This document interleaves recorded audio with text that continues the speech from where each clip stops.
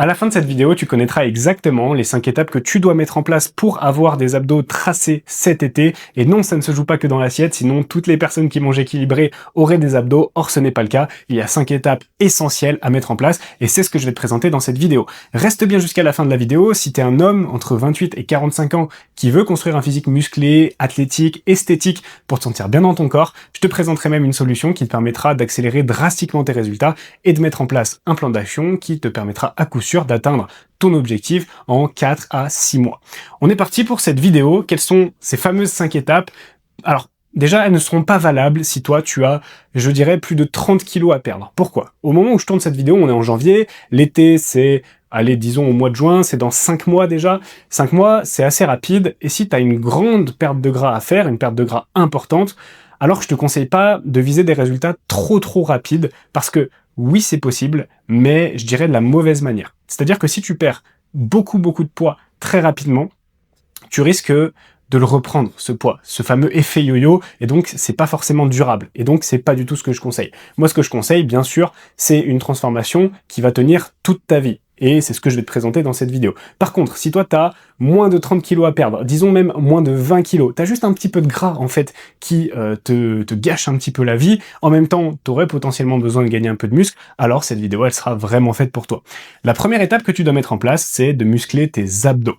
Alors, ça peut paraître bidon, mais tu verras que beaucoup de personnes le font de la mauvaise manière.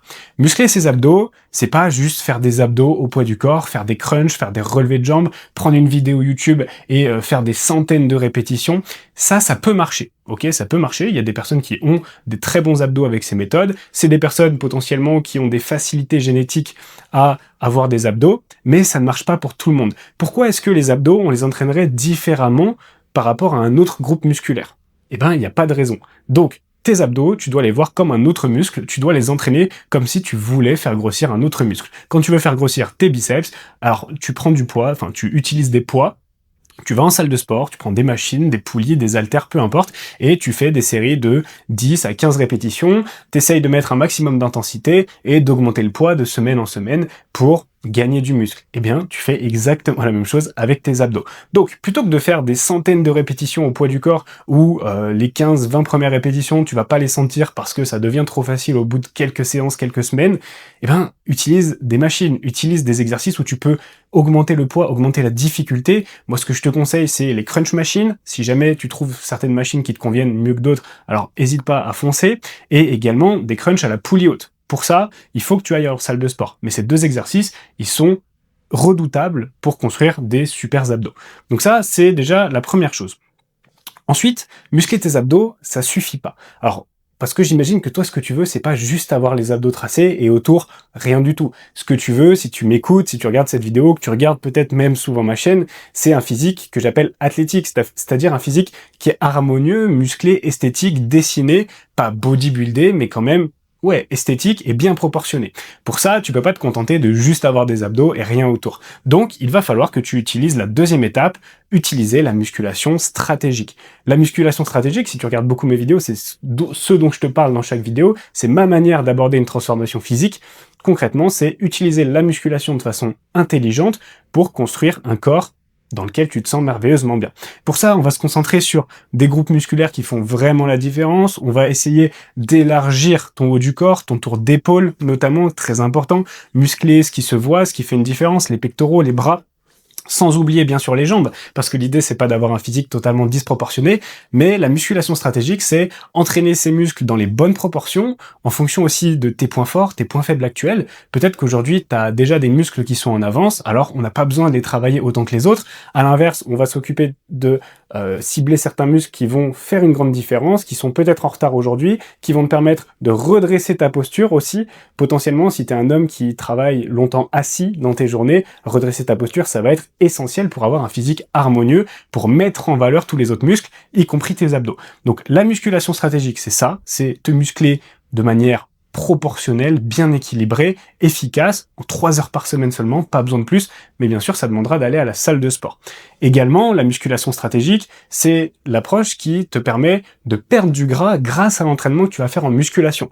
Pourquoi? Parce que quand tu gagnes du muscle, tu augmentes ton métabolisme, ce qu'on appelle ta masse maigre, donc on pourrait faire un raccourci en disant ta masse musculaire, elle augmente, et donc, ton métabolisme est plus important, tu dépenses plus de calories au quotidien, même sans parler d'entraînement. Juste dans tes journées, étant donné que tu es plus lourd en masse musculaire, alors tu vas dépenser plus de calories. Et ça va te permettre, mine de rien, de faire fondre la graisse beaucoup plus facilement.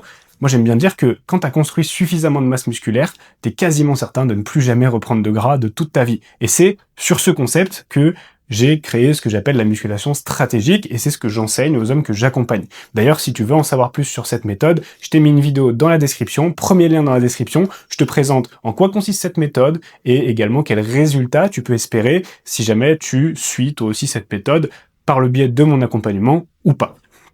Une fois que tu as musclé tes abdos, une fois que tu vas en salle 3 fois par semaine pendant 1 heure pour utiliser la musculation stratégique et donc avoir quelque chose qui te correspond pleinement au niveau de l'entraînement et qui te permet d'évoluer, de construire un corps harmonieux, esthétique, tu vas devoir mettre en place la 3e étape, c'est-à-dire un déficit flexible.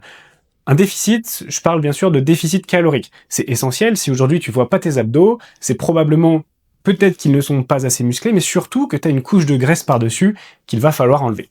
Pour enlever cette couche de graisse, je te conseille absolument pas de faire des régimes, je te conseille absolument pas de faire du cardio, parce que ça, c'est des méthodes qui créent de la frustration. C'est-à-dire que tu vas te priver ou tu vas te forcer, à l'inverse, si on parle du cardio, à faire quelque chose que tu n'aimes pas pendant plusieurs semaines, plusieurs mois, jusqu'au jour où tu vas dire « stop ».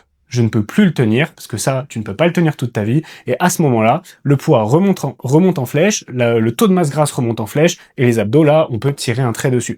Donc, on va pas utiliser des méthodes frustrantes, on va faire en sorte que tu aies un plan au niveau de la nutrition qui soit assez flexible et qui corresponde parfaitement à tes goûts, tes préférences, ton mode de vie, ton quotidien, et qui ne te rajoute pas une grosse charge mentale. Donc pour ça, tu as plein de solutions. L'idée, c'est de partir de ce que tu fais déjà, de regarder, de mesurer en fait combien de calories tu apportes à ton corps, de comparer ça avec tes besoins, tu peux les trouver sur internet avec un calculateur en ligne, et à ce moment-là, tu compares et tu regardes ce que tu dois ajuster. Et souvent, il suffit de faire des petits changements.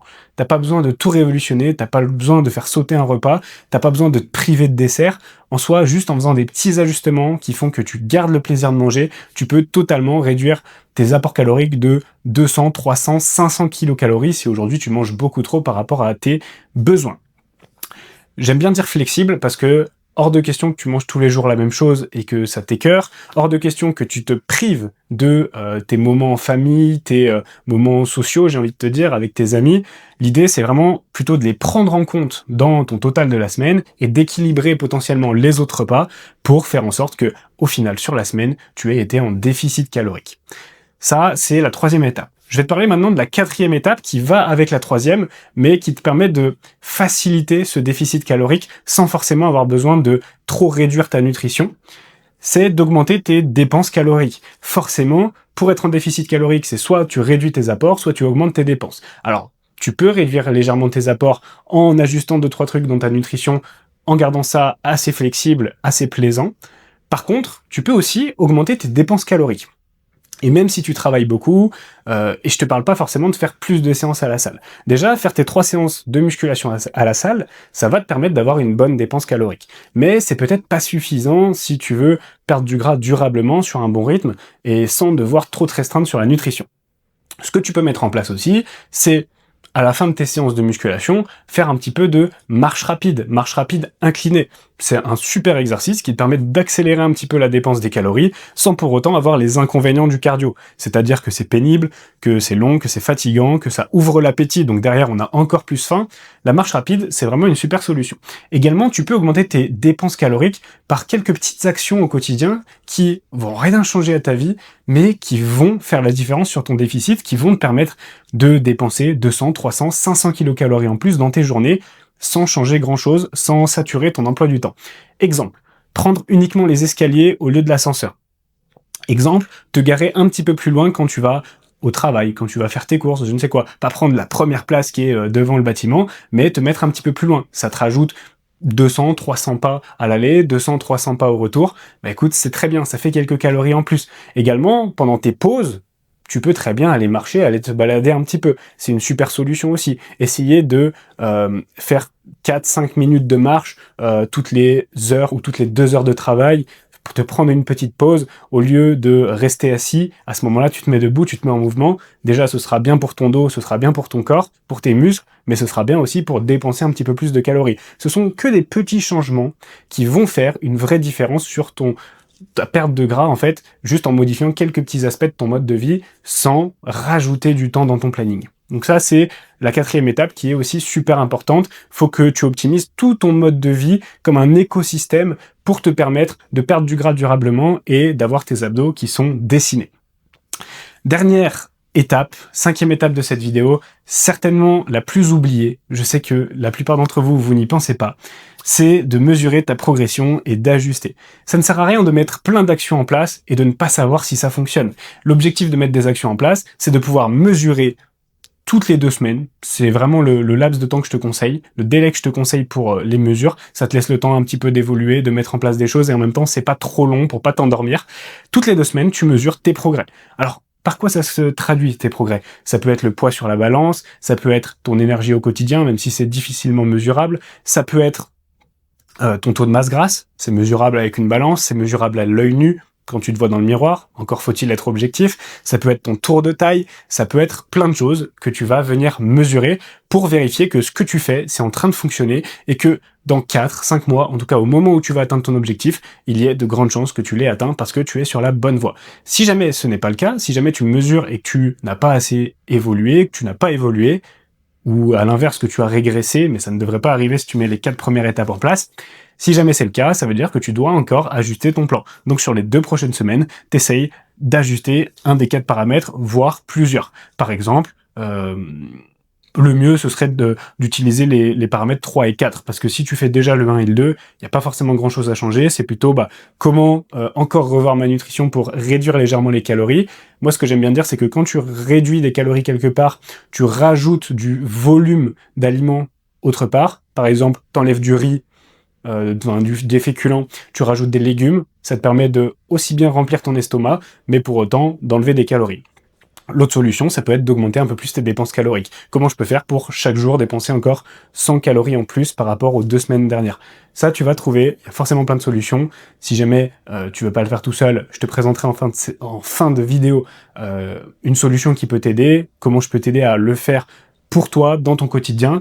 Mais voilà, si tu veux vraiment des résultats, il faut que tu mesures tes progrès, c'est essentiel, que tu les analyses, que tu les interprètes, et donc que tu ajustes ton plan quand c'est nécessaire, comme ça, ta progression est prévisible, et tu sais exactement à partir de quand tu auras tes abdos visibles. Alors tout ça, sur le papier, c'est beau, c'est exactement ce que tu dois faire pour avoir tes abdos visibles, c'est exactement ce que moi je mets en place pour les hommes que j'accompagne, pour qu'ils aient leurs abdos visibles, en tout cas quand c'est leur objectif.